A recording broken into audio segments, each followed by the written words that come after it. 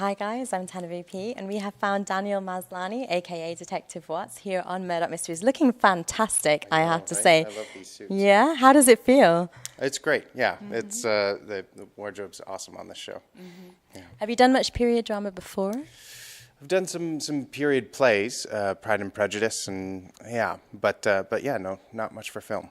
Well, it looks fantastic. Are you having fun filming at the moment? Yeah, it's such a great group, and this season's been lots of fun where they're taking Detective Watts' character this season. Yeah. Well, certainly, because we saw you initially at the beginning of season 10, and it's been great to have you as a fantastic addition to the show. Are you now a series regular? Yeah, I guess sort of every second-ish episode I'm around.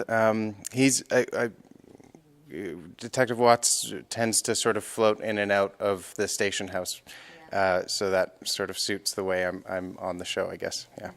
And obviously, the way that Detective Watts is, he's fairly different to Murdoch. How would you describe him? He's a little scattered, which I think makes him brilliant because he ends up finding things that other people wouldn't. But it also means that he can go off on tangents that aren't necessarily helpful. And one of the excellent sort of details is Props gives me all these papers that fill Watts's pockets. So I'm always finding things. I found well, this one just says, where does the time go? He writes little secrets for me. And then there's a Bob Dylan quote in here too. How many roads must a man walk down before you call him a man? So I have these little kind of mantras that I end up finding in my pockets when I pull things out of them. That's brilliant. That's from the prop master. Yes, yeah. Just to keep you on your toes. Yeah, it's great. So obviously we have to talk a bit about that amazing epic finale. Right, very exciting. Certainly looks like Watts is coming in at the end to rescue Murdoch in a way. They haven't had possibly the smoothest of relationships. Do you think that he's just going to have to trust him now, Murdoch? Right. Murdoch's going to have to trust Watts. I guess it's his only option at this point. So who knows what his intentions are. And how do you think they're going to get on this season? What can I say? They'll end up getting along, but I think the fun of that relationship is that Watts ends up ruffling his feathers quite a bit. He does, doesn't he? Does he try to annoy him? I don't know if it's intentional. I think sometimes maybe it is, but I also think he's just oblivious to the way things are supposed to happen.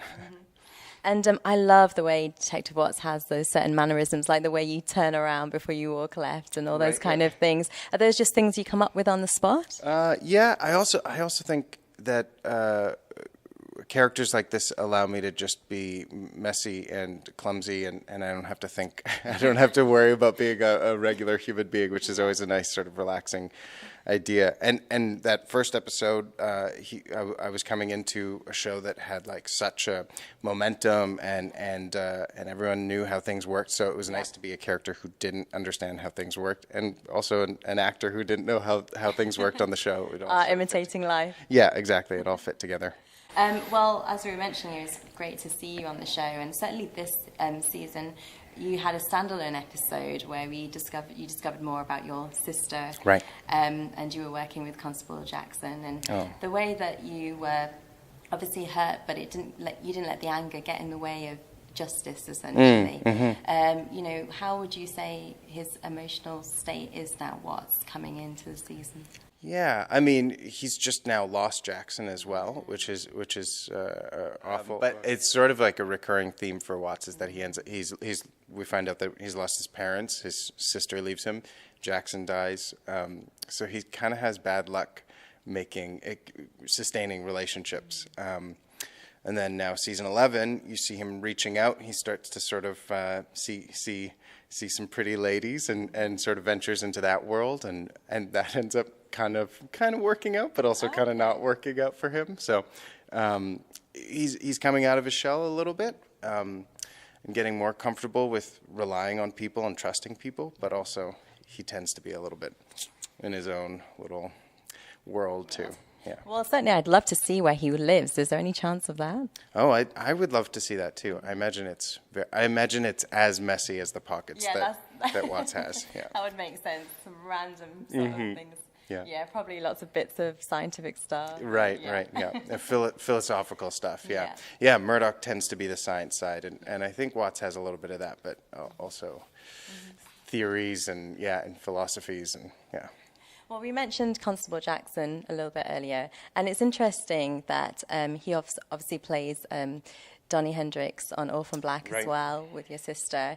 And was that just a coincidence, the way you ended up sort of having those similarities, really? Because, you know, you're looking at your sister, and then he's essentially lost his wife as well. Oh, that's interesting. Right. Yeah. No, that connection was great. I know Pete did say, our showrunner did make a connection between Donnie Hendrix and Jackson, and him being sort of the assistant to the Maslanys.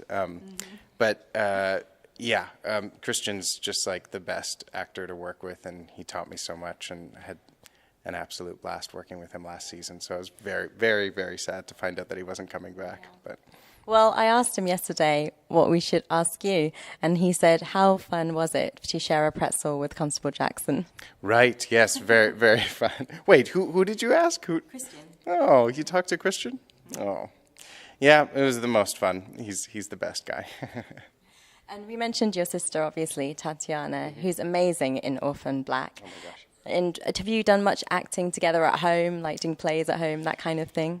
I guess so, yeah. We started quite young in plays together in community theater, and then did some professional work together, but yeah. And coming back to the show itself, is there anything particular that you are really excited to see this season? I've been really excited where the writers have been taking Watts and cracking open his shell a little bit, and so that's been the most fun for me. And then the other thing that has been a great challenge and a great surprise is finding new places to put my hat in. And that's going to be the Easter egg, is the peculiar places where Watts puts his hat in That's each what scene. fans can look out for. Yes, yeah. Okay, well, we have a few quick fire questions for you. Murdoch Mysteries based. So, ready? just would you rather? Oh, is it? Okay, we'll keep it quick. Okay. Would you rather work in the Eaton's department store or Police Station 4? Police Station 4. Yeah. And would you rather spend a day at the Brackenreed House painting, or in Pendrick's lab experimenting? Brackenreed's house painting. I think Watts is probably a painter. Yeah. But he's a bit more artistic. Yeah. Mm-hmm. And if you had to join the Gold Rush, which one cast member would you take with you to help? Crabtree. I think Crabtree's done some good investing in stocks and bonds, and he knows it. Yeah. He would be the one to sell on the gold, yeah. And finally, would you rather take a beach holiday like Julian Murdoch, or a buffalo holiday like Brackenreed? Beach holiday. No reason why. I'm not sure. Just prefer the beach. Yeah. Well, thank you so much for talking to us. Good luck with season 11. Glad we get to see you a lot more. Yeah. Thank you.